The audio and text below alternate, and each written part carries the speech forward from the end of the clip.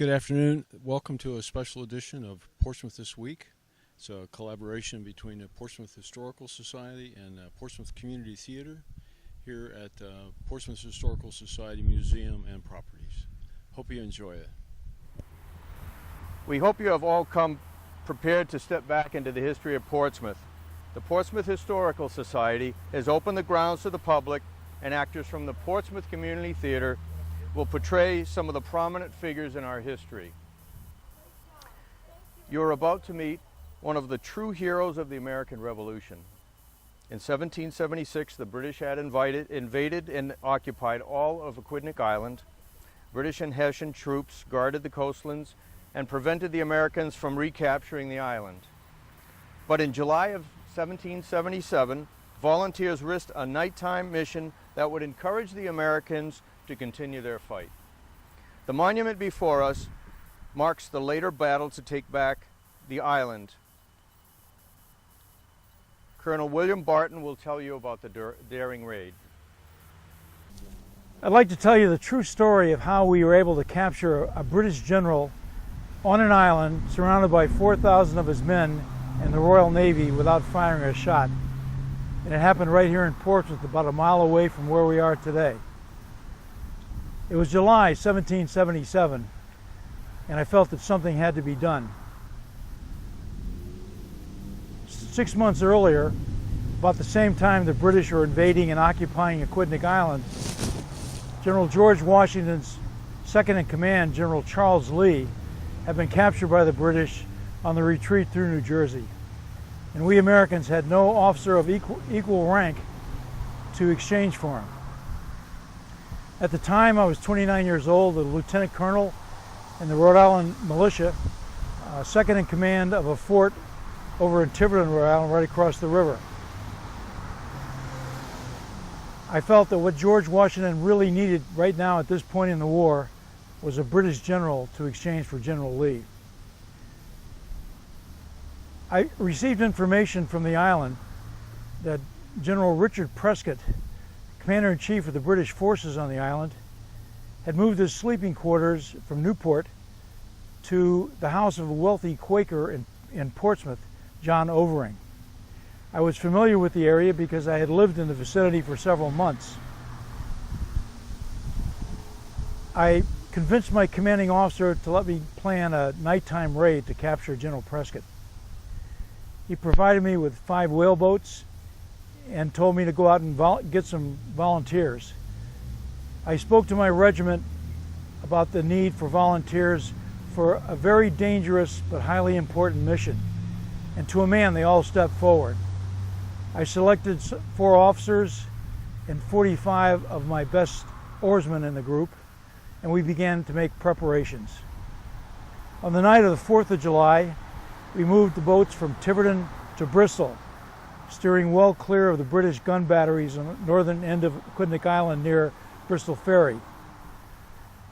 Once we were in Tiverton, we rested a day, and then on the 6th went on to Warwick Neck, which is just north of Prudence Island in the bay. There we hoped, from there we hoped to avoid the British warships that were stationed along Aquidneck Island, guarding the area. We waited for the stormy weather to abate, and on the 10th of July, the weather turned fair, and it looked like it would be a nice dark night. So I gave a final briefing to my men on the plan and gave them strict orders in 4 areas. The first one was no plundering when we got to the island. Second was no one should fire a musket unless they were told to do so. Third, there was to be no talking, not even in whispers. And fourth, if anyone had brought liquor to fortify their courage, they had better leave it there at Warwick Neck. At about 9 o'clock, we slid our boats into the bay for the 10-mile journey to Aquidneck Island. We had muffled the boat's oars with sheepskin, trying to remain as quiet as possible. Just before midnight, we rounded the southern tip of Prudence Island, and we could see down to the south of us, about a mile and a half away, a British warship, Chatham, sitting at anchor. We landed at the mouth of a small creek that led uphill to the Overing House about a mile away. I left one man with each of the boats, and the rest of us went up the hill as quietly as we could, knowing that there were British guards housed in two houses within a couple hundred yards of the Overing House. We got to the West Main Road, crossed it, and as I entered the gate, I heard a sentry call out, "Halt! Who goes there?" "Friends," I said. The sentry said, "Friends, advance and give the countersign." I said, "I had no countersign. We are looking for deserters. Have you seen any deserters?" And I kept moving closer to the sentry until I was right up to him with my knife at his throat, saying, "You make a sound, you're a dead man. Is General Prescott in the house?" He was too frightened to speak at first, but finally pointed with his hand and nodded his head. I put four of my squads around the building, and my own men and I rushed into the house. We had to break the door down, but on the bottom floor we found John Overing and his 23-year-old son sleeping in two separate bedrooms. I asked John Overing, "Where's General Prescott?" And from the second floor I heard a voice saying, "What is the matter?" I immediately ran up the stairs with my men, opened the first bedroom I came to, and saw a portly, middle-aged gentleman dressed only in a nightshirt sitting on the edge of his bed. I put my hand on his shoulder and said, "Are you General Prescott?" And he said, "I am." I said, "Well, you are my prisoner." He said, "I acknowledge it, sir." I told the general to put on his clothes as quickly as he could, and when he had problems finding his stockings and shoes, I said, "Never mind, just put your slippers on and let's go." When I got down to the first floor of the building, I found out we had another prisoner. The general's aide-de-camp, Lieutenant Barrington, had jumped out of the window when he heard the noise of our rushing the stairs. We retraced our steps, heading back down the hill this time to our boats. General Prescott complained that his feet were being hurt by some of the vegetation on the path, so two of us hooked one arm around each of us, so we basically carried him the rest of the way down to the shore. We got to the boats. I put General Prescott in my boat and put the other two prisoners in the second boat, and we shoved off. Just after we had rounded the southern tip of Prudence Island once again, heading north, we saw two rockets go off from the island and heard some guns firing. We also saw some torches that seemed to be moving around on the island. Apparently they had figured out that General Prescott was missing. My men bent over their oars and pulled as hard as they could, because we knew if the British warships had put boats in the water to search for us, it would be a near thing. But no boats came. And as the dawn started to come up, we pulled into Warwick Neck. As the general got out of the boat, he said, You've accomplished a mighty push this evening." I said, "Thank you, sir. We were very lucky," still wondering why we had seen no boats from the Royal Navy. Several months later, we exchanged General Lee for General Prescott. Colonel Barton, I've just been standing here listening to your description and discussion about the raid that you were so successful in conducting recently. I've got a few questions I'd like to follow up with about it. I'm not sure that I understood. You successfully captured the general, and there was a period of time before you were able to arrange for his swap with the American General Lee. What did he do during that period of time when you were holding him as a captive? Well, he was only my captive physically for about a day. I took him up and turned him into General Spencer up in Providence, and it was George Washington who set the wheels in motion to try to exchange General Prescott for General Lee. There were some problems initially. The British didn't want to let General Lee go because they considered him a turncoat, and they weren't sure whether they're going to exchange him or not. But all the rest of that was some other people were working on it, not me. I came back to my regiment. Do you have any idea on how the two sides communicated? Was there a neutral third party that they communicated through? No, we exchanged during the entire war. We exchanged communications back and forth by sending people with a white flag, and so this was also how messages were transferred from General Washington to General Howe and There were a group, I think you said, of about 25 or 30 men in your raid. about 50 minutes. Oh, a total of 50. Okay, altogether. 49, 50. Could you give us an idea after the raid? We know a little bit about, your successes after the raid. Could you give us a little bit of an idea what happened to some of the other members of your team? Well, all the other members from my regiment came back to my regiment, and we were basically there. The men of my raid were rewarded by the Rhode Island legislature. In their infinite gratitude, they provided $1,000 to be shared among the 49 men. But then we just continued on with the war. As a matter of fact, I did the same thing, and just several months later, I was actually wounded critically in a battle up in Bristol, and I was laid up for over a year before I could come back to active duty. But basically, we just came back to doing our jobs. Welcome, children. Come on in. We have another group of people leaving. Okay. Come on in. Welcome to the first day of school. Now, we must have separation here. We're going to have the girls on the right and the boys on the left. Okay, we can't have you mixing together. That would not work at all. So the boys on the left, the girls on the right. All right, yep, we got a few more coming in. Boys on the left, girls on the right. See if you can fit. You're taller than most of the children I teach. So, but I hope you can find some place to sit or up against the wall. Okay, boys on the left, all right. Okay, very good. I think we got most people in. All right, well, first of all, I want to introduce myself. I am James Preston, and I'm your schoolmaster here. And the first thing I want to do, girls on the right, boys on the left. Boys on the left, yes. I want to thank the citizens of Portsmouth for thinking enough of education to build this schoolhouse for you. I understand they authorized it about 9 years ago. Took a little long time to get it built, but here it is, 1725, and we have our first schoolhouse. Now, I also want to thank your families because they're paying my salary so that I can teach you. In fact, I'm going to be staying with some of them. Right now, my family and I are staying with Master and Mistress Strange up the street, and after a few months, we'll move to someone else's house.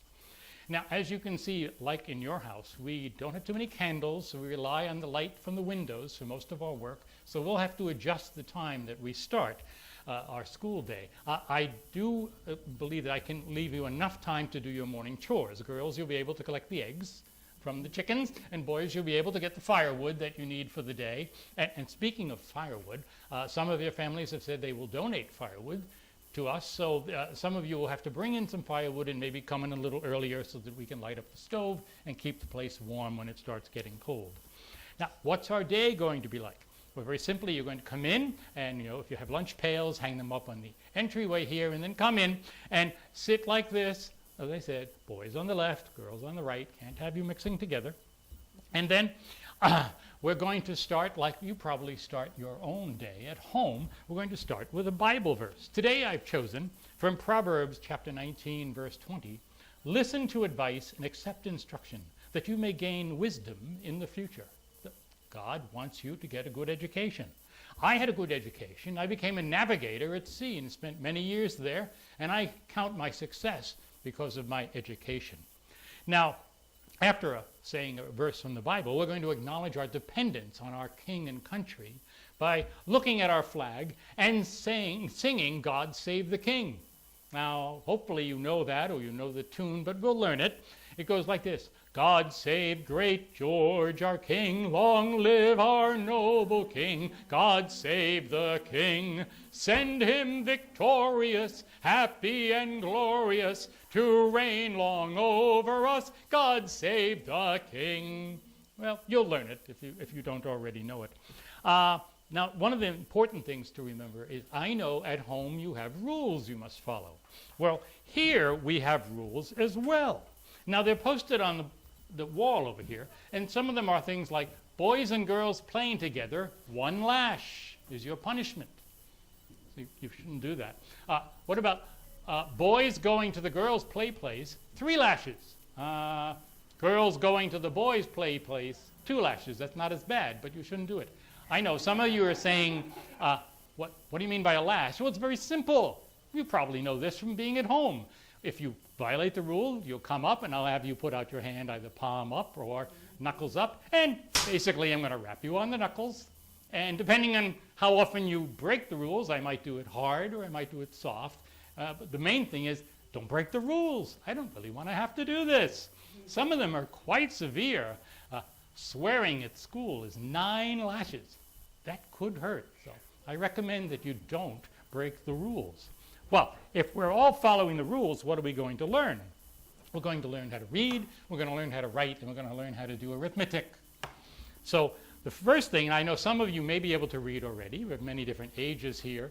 Maybe your parents have taught you something at home. We'll group you by reading level. And we do have a few of these horn books. I'll pass a few of them out. I understand the town's leaders are trying to get a few more, but at least this shows you the uppercase and lowercase letters that you'll be using, and it will also help you when you are learning how to write. But it's important to the extent you can at home. Maybe you have a Bible at home or some other books. Try to work with your parents or your brothers and sisters and learn how to read. Now, as far as writing is concerned, you know paper is very expensive. So we'll be using a lot of these kinds of slates. Don't have enough yet, but I understand we're going to get some more. Very simple. You know, I'm going to write my initials for James Preston JP. You'll be writing, you'll be learning how to write, and then when you are done, you erase it and use it again. So we're trying to get a few more of these slates because we don't have much paper. Now, as far as arithmetic is concerned, you must have to learn how to add and subtract and multiply and divide. How can you live in the world without knowing how to do that? So, and you also have to understand our money system. So what is the largest denomination of money that we use right now? A pound, right, a pound. And how many shillings are in a pound? You're going to learn that. 20 shillings in a pound. Okay? How many pence in a shilling? You might have thought that, but no, it's 12. 12 pence. 12 pence in a shilling and 20 shillings in a pound. How many pence in a pound? 240. But that's okay. This is the first day of school. You'll learn how to do that. And you also learn weights, and you know, when you go someplace and you want to buy 10 stone of potatoes, you know, and he says that's 20 shillings. You say, okay, I'll take 20 stone of potatoes, 40 shillings. Okay? You need to exist in our community. You need to know how to add, subtract, multiply, and divide, and you're going to learn how to do that. So basically, our first class today is a little shorter than normal. I do expect you to come back tomorrow bright and early, and we'll start with all of our lessons. But in the meantime, work at home with whatever you have. Perhaps you have a slate. If you have a Bible, start looking at that so that you can practice how to read. In any case, don't worry if you don't know much yet. You will all learn as much as you can over the next several years here in our one-room school. Thank you for coming. Any quick questions? No? How many days a week will we be going to school? Oh, probably, as I said, a lot will depend on how often you're needed on the farm. But for the most part, will probably be, 5 days a week, and you'll have a little bit more spare time for the working on the farm on the Saturday. And of course, we would never meet on a Sunday. How did the students get here if they were Well, if they can get a ride with someone who has a cart or something, but that's why this is the southernmost school. I understand there'll be a northernmost school, and a few other one-room schoolhouses will be built around the town, so people won't have to walk as a long distance to get to school. Well, thank you for coming. Yes, I think you may have to move on. Schoolmaster Preston, it's very interesting, your talk here about the first day of school and this new school building. And did you say how far you go in terms of the teaching? The oldest child here is what, 14, 15 perhaps? Well, probably a little less than that, depending on, by that age, they are working on the farm or with their parents. And so we probably go up to the 10, 11, 12 time frame. And then you might see the older children every so often as a little refresher. So they probably wouldn't come every day because they're very busy. The kids went home with, children went home with homework. Were their parents well enough educated to help them with their homework generally? They certainly, I think they would be well enough to help the younger ones with the homework that they needed. Right. Okay, we would tell people that, you know, to go home and work with their parents on reading the Bible or other books they might have, and work with borrow a slate or get some other way of writing. So the parents would be educated enough to know that. For someone going on to a higher education, I became a navigator, then you'd have to get more formal training. And obviously your parents would not be able to do that. With regards to the town's, the community here, their compensation, your salary, can you talk a little, I know it's a private matter, but can you talk a little bit about it? It's a private matter. I mean, right now my salary is paid by the parents. They all contribute to my salary. The town built the building, but the town is not paying my salary. And I believe if the parents are happy with my work, then I can survive, and my family survive on what I would call a living wage. And you continue to live here on the island? I live on the island. Right now I've been living with some of the families here. I see. I'll probably stay with one family for several months, and then after that, move on to a different family in an area, in a basement or whatever makes sense to kind of share a dwelling. It seems like you guys are at the front of education here, and hopefully the rest of the area here in Rhode Island will follow through. I hope they do, yes. Yeah. Okay. Thank you. I'd like you to notice the old stone walls in Portsmouth. Did you ever think about the hands that built them? The earliest farmers here in the 1640s had a lot of work to clear the land for planting crops. Cutting down the trees was just the beginning. When they tried to plow, bumper crops of rocks would come up and then heave every year in the frost. Farmers dug them out and stacked them around the fields, and then when winter came, they would work the puzzle of trying to fit them in without cement to build these fine walls that you're looking at now. If you'll follow me, I think I see someone working on a wall over here. Here you see Captain Thomas Cook and his handiwork. Long after he is gone, these walls will stand as his legacy. Sweat and toil went into clearing these fields for farming and grazing. Thomas Cook is of course English by birth, hailing from Netherbury in Dorset. He and his wife, along with their 3 sons, came over in 1637 aboard the Speedwell. You may know that the Speedwell was set to accompany the Mayflower. It was a leaky bucket then, but it was seaworthy when they left the port of Weymouth and crossed over to the colonies. Like most Englishmen in these parts, they started out in the Massachusetts Bay Colony. They lived in Taunton, but landholding in Rhode Island called them. He took issue with how the Bay Colony treated his dear old friend Obadiah Holmes. He was thrown in jail just for being a Baptist. There was more liberty here to follow your conscience. He liked the opportunities for landholding here as well. They came to Portsmouth in 1643 and were granted land right here. They prospered with hard work. His sons and grandsons own as far as you can see, from the main path all the way to the river. His home is by the river, and he has a ferry landing right at the bottom of the hill. With the thick forests here, there was no place to graze his livestock. Right across the river is a perfect grazing spot commonly called Fogland. They have good relationships with the natives about, and was able to negotiate with the Wampanoag Sachem Massasoit to use the grazing land. Every morning he ferried his livestock over to Tiverton. Just imagine sheep, lambs, cows, pigs, and horses on a big flat-bottomed boat with sails. He sailed them back each evening to keep them safe. It was the beginning of Cook's or Fogland Ferry and serves as the passage between Old Dartmouth Road to the Bay Colony and the island. He is a farmer, but served the colony and town in many ways as well. He trudged out and surveyed land to set the western boundary lines between Rhode Island and Connecticut. He served as the timber warden for Portsmouth. Those rascally Newporters love to poach timber from our woods without paying for it, mind you, he said. He is getting on in years now, as are some of his older friends who were part of the founding of the town. He has deeded land over across the way to his son John. A young Indian boy slave helps with the orchards and the fields. Even when he passes away, these walls will stand firm. Welcome to the Old Town Hall. The structure was built during the second quarter of the 19th century and served as the town hall for 50 years. It was replaced by the present town hall in 1895. The building was then used for storage purposes and also as the fire department's headquarters. It was moved to this location in 1975, and it now houses the museum's farm tool and vehicle collection.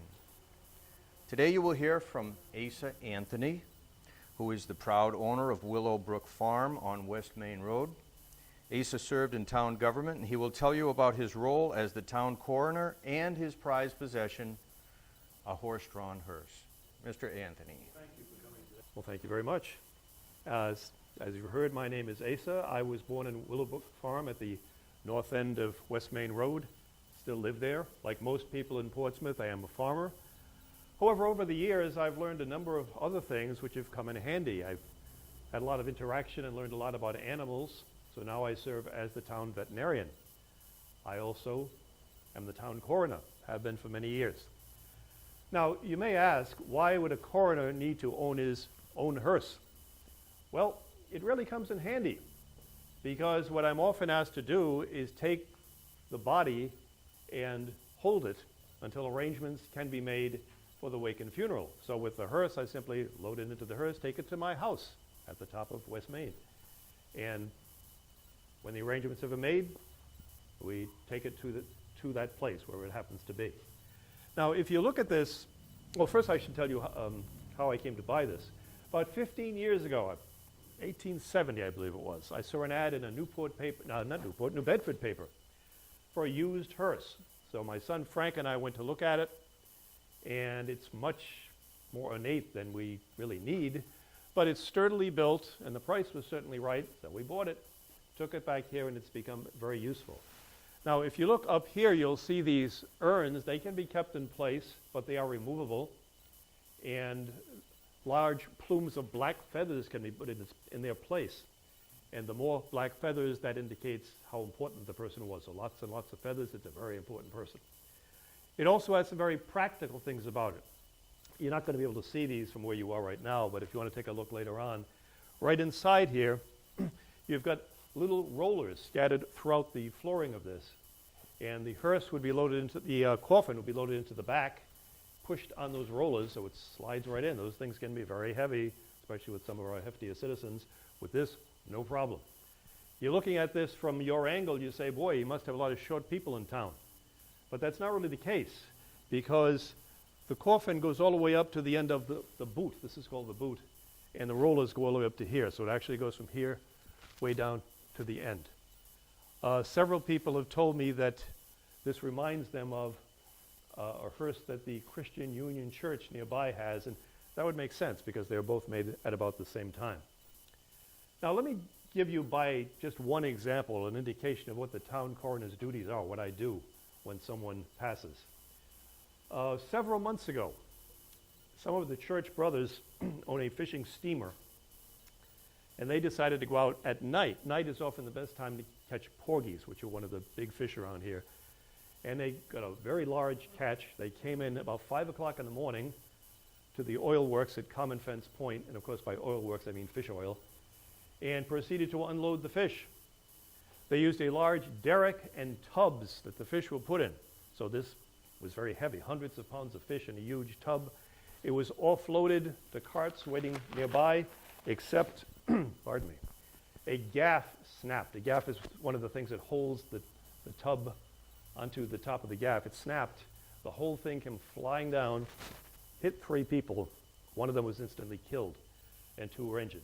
So 2 people were called for. 2 runners went out, and one of them was the doctor, of course, and the other was me, the coroner.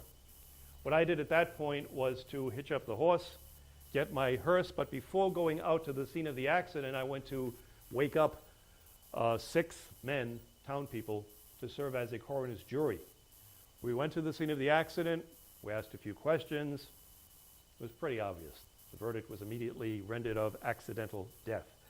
I then took the body, loaded it into the hearse in a tarpaulin, and of course we just tied it. You're not going to use the spikes with just a body, to hold it in place, and took it to my home until the relatives could be notified and arrangements could be made.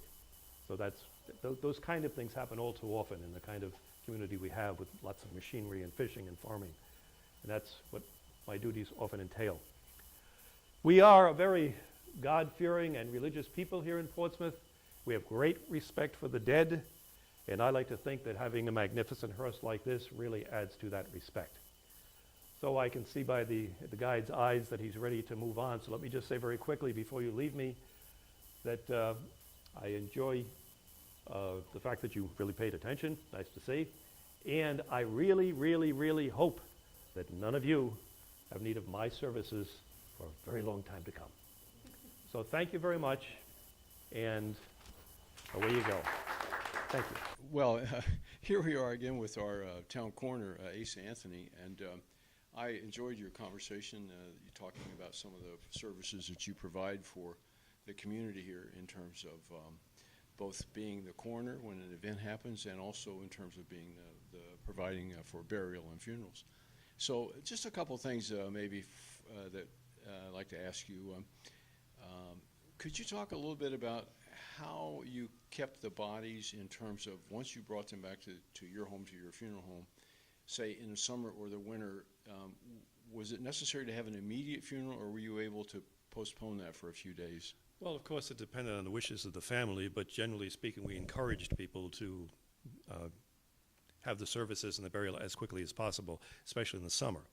In the winter, it wasn't such a problem because you could simply wrap the body in a tarpaulin and keep it in outside in a shed, which I have on the farm. In the summer, it's a whole different problem. So unless the family had a lot of money, we encourage, because what I mean by that is you could put them on ice, literally, but ice is expensive. So generally speaking, it was the next day. How large of an area did you serve? In the population here in Portsmouth in the late 1880s probably was around 1,000 or 1,500 people. Right. Did you serve primarily the Portsmouth area or other? Coroner was a part-time job for me. I'm a farmer. So I'm not going to go branching out to other towns. That's not what I do. I take care of our people here in Portsmouth, and that was it. Well, it's an interesting talk that we had. The hearse looks like it was magnificent, and I hope I don't need your services soon. You're about to get a glimpse into the bedroom of the Julia Ward house. She lived in Boston but spent most of her summers up the road in Oak Glen on Union Street, right up here. She was an accomplished writer and was involved in the abolition and women's suffrage movements. In 1870, she was the first to proclaim Mother's Day with her Mother's Day Declaration. Julia is most famous for writing the words to the Battle Hymn of the Republic. It is most fitting that some of her possessions were donated to our museum. The records of the Union Church show that Julia was invited to supply the pulpit as a guest preacher on a number of occasions. Among other things, Julia can tell you how she came to write the Battle Hymn of the Republic. My husband, Samuel Gridley Howe, and I have always been involved with the fight against slavery. When the war between the states began, my husband and I became involved with the U.S. Sanitary Commission that fought for sanitary commissions in war hospitals and prisons. More men died in the Civil War camps and at prisons than they died in battle. The Sanitary Commission was the chief institution of reform for that condition, leading to far fewer deaths later in the war than earlier. As a result of our work with the Sanitary Commission, in 1862, we were invited to Washington by President Lincoln. We visited a Union Army camp in Virginia right across from the Potomac, and there we heard the men singing in the group a song which had been sung by both the North and the South. One in admiration of John Brown, and one in celebration of his death. The song was "John Brown's Body Lies a-Mouldering in His Grave." The tune was written by a Southerner and used at religious revivals. A clergyman in the party that we were traveling with knew I wrote poetry, So he urged me to write a new song for the war effort and replace John Brown's body. I replied that I often wished to do so, but in spite of the excitement of the day, I went to bed at the same time as usual, and I slept as usual. But I awoke in the morning in the gray of the twilight, early morning, and to my astonishment, the wished-for lines in the song were just forming in my brain. Hastily saying to myself, I'll lose this if I don't write it down. So I searched for an old scrap of paper and a stubby old pen which I had the night before, and I began to scrawl the lines almost without looking, as I learned to do by often scratching down verses in the darkened room when my children were sleeping. Having completed this, I lay down again and fell asleep, but not before the feeling of something important has just happened to me. The result was a poem, first published in 1862 in the Atlantic Monthly, and it was called The Battle Hymn of the Republic. The poem was quickly put to the tune that had been used for John Brown's body and became the best-known Civil War song of the North. Thanks for joining us today, and hope to see you again at Portsmouth Historical Society. Well, Mrs. Howe, I was here in the audience. I couldn't help but overhear or listen with amazement to your story about how you were able to create this lovely, iconic song for America. Where were you initially when you were first invited to join the Sanitary Commission? Were you living here in Portsmouth, or were you somewhere else? I was a Portsmouth summer resident here on Union Street, but I'm definitely a year-round resident in Boston. In Boston. When you woke up and realized that you had an idea about a verse, a poem, where were you? Were you here in Rhode Island, or were you somewhere else? No, I was in Virginia in a Union Army camp right across from the Potomac. I see. I see. That's great. And I know that you told us that after it was published as a poem, it began at some point to be sung as a song to the tune of John Brown's body. You weren't instrumental in any of that. That just kind of happened spontaneously. Is that? Yes. Is that right? Yes, Yeah. and it was published as a poem in the Atlantic Monthly in 1862, and then people just started putting it to that song. Yeah. Okay. Well, thank you very You're much. welcome. Yeah, Thanks it's a for wonderful story. Thank you. Well, hi. We're here at Mrs. Durfee's famous tea house in Portsmouth, Rhode Island, and I know in a few minutes you're going to be receiving some guests to speak with them, but we'd like to just chat with you just for a few minutes and ask, what all do you, besides tea, what all do you serve Well, at your tea house? you will not be disappointed when you come. You will get an opportunity to taste my most famous griddle cakes. They're made with a very special recipe. We do have other dainties, such as plum cakes that you can enjoy, but I would recommend my griddle cakes. I see. They sound wonderful. And I suppose people come from all over to have your griddle cakes, your famous cakes? Yes, they do. All over the New England. We are very famous. People come from Newport. They spend the day, they vacation, and we are open year-round. Year-round? Yes, we are. And other than tea cakes and griddle cakes and tea, do you provide any other kinds of functions here in the community? Oh, absolutely. Because we're open year-round, we have the singing group, a bunch of singing young ladies. We also do the sewing circle for the women, and we have the Portsmouth Union Lyceum, which is a debating society. And I imagine with the debates coming up, with the elections coming up, the debates are going to be very, very lively this time. Sounds like you've got quite a spot here. Well, we'll look forward to hearing the rest of your talk with the guests that are going to be arriving in a few minutes. Oh, thank you. And be sure to help yourself to some cookies. Well, I will. I'll wait till after the guests. Okay. Thank you. You're welcome. Well, I'd like to welcome you to the Union Christian Church in the beautiful Glen.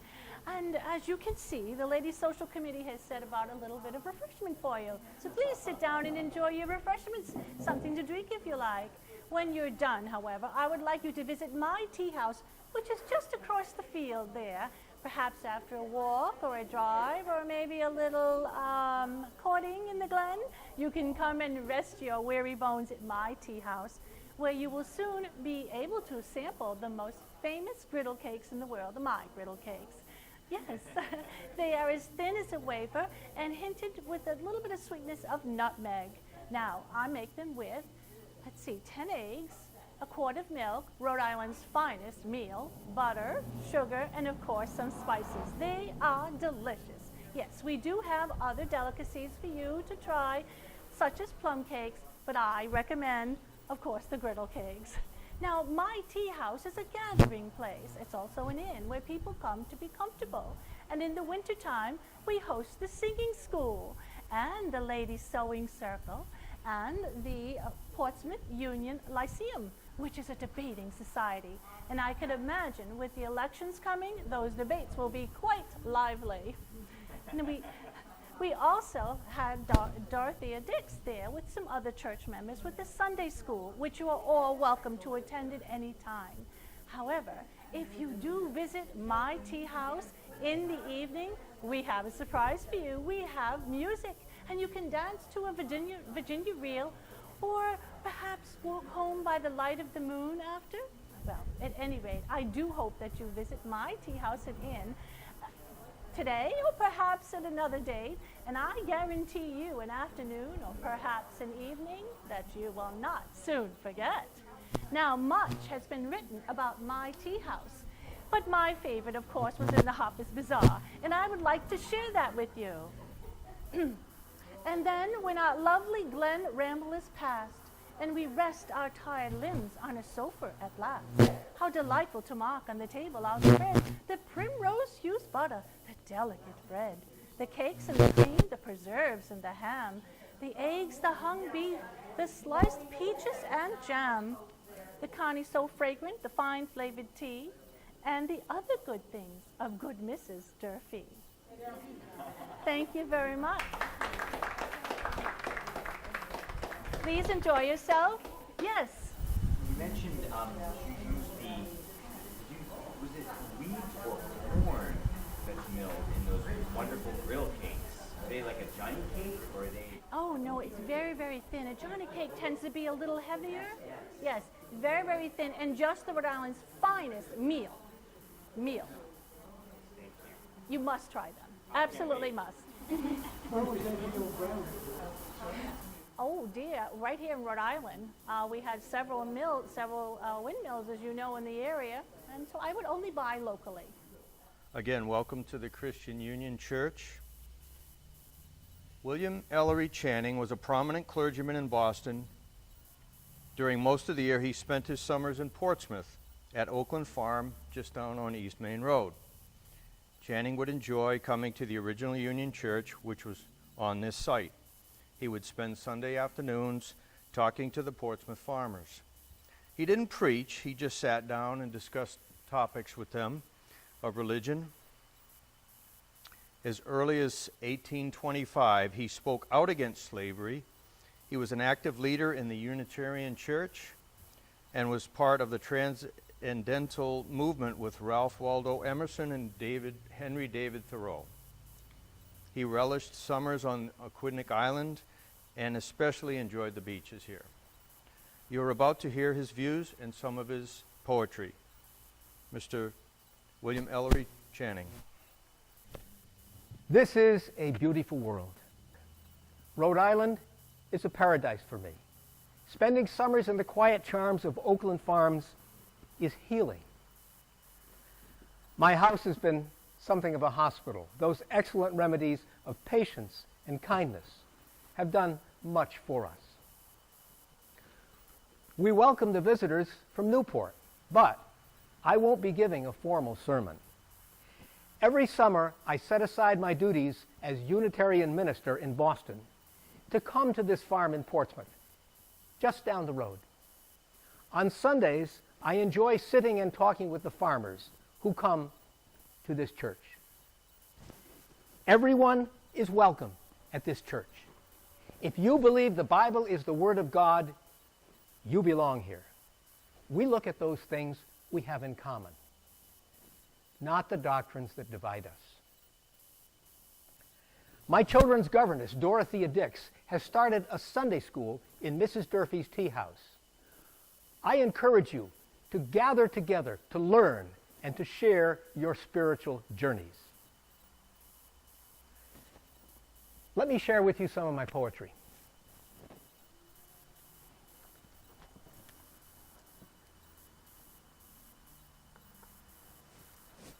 My symphony. To live content with small means, to seek elegance rather than luxury, and refinement rather than fashion, to be worthy, not respectable, and wealthy, not rich, to study hard, think quietly, talk gently, act frankly, to listen to stars, birds, babes, and sages, with open heart, to bear all cheerfully, do all bravely, await occasions, hurry never. In a word, to let the spiritual, unbidden, and unconscious grow up through the common. This is to be my symphony. Sea Song. Our boat to the waves go free, by the bending tide where the curled wave breaks, like the track of the wind on the white snowflakes. Away, away, 'tis a path o'er the sea. Blasts may rave, spread the sail, for our spirits can wrest power from the wind, and the gray clouds yield to the sunny mind. Fear not we the whirl of the gale. Waves on the beach and the wild sea foam, with a leap and a dash and a sudden cheer, where the seaweed makes its bending home, and the seabirds swim on the crest so clear, wave after wave, they are curling o'er, while the white sand dazzles along the shore.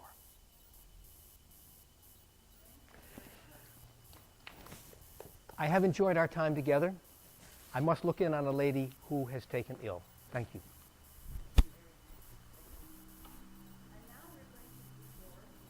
Good afternoon. My name is Dorothea Lynn Dix, and I first came to Rhode Island in the employ of William Ellery Channing. He lived at Oakland Farm across the way.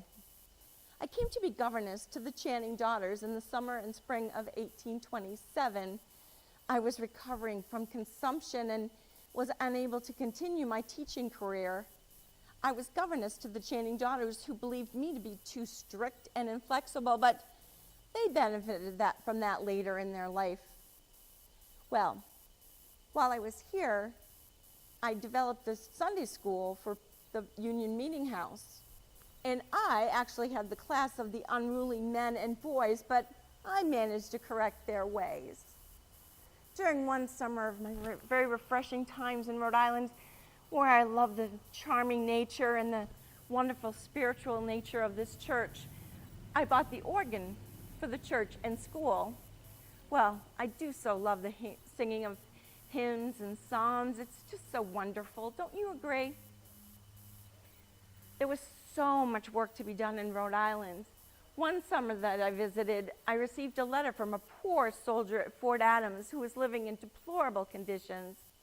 Well, I knew I had to right that wrong and improve the treatment of the men, and for their own comfort. Well, the next summer I learned the plight of a poor man in Little Compton who was thought to be insane. He was kept in a dark, dank dungeon of a basement, cold and wet and deserted. Oh, I knew I had to do something to improve his condition. I persuaded my friend, Dr. Cyrus Butler, to donate $40,000 for the care of the poor insane in Rhode Island. Well, what he developed has now become known as Butler Hospital. I knew I had to continue to advocate for the poor and the insane, so I began to publish my views with the encouragement of my friend, Dr. Samuel Howe, and my friend, his wife, Julia Ward Howe. When the South seceded from the Union and the Union Army had to begin their hospitals, I was hired to organize and develop and outfit Union Army hospitals. So I volunteered my time in Washington, D.C. I was actually trained by Florence Nightingale when I visited England. Well, I was appointed the superintendent of nurses, which was a very high role. Well, my nurses found me too strict, and I was stripped of my command, but I didn't let that deter me from advocating for modern hospitals. So whether for the poor, the wounded, prisoners, and the insane, I am always advocating for their needs and rights and improving the treatment of those poor souls. So if you'll excuse me, I need to write a speech.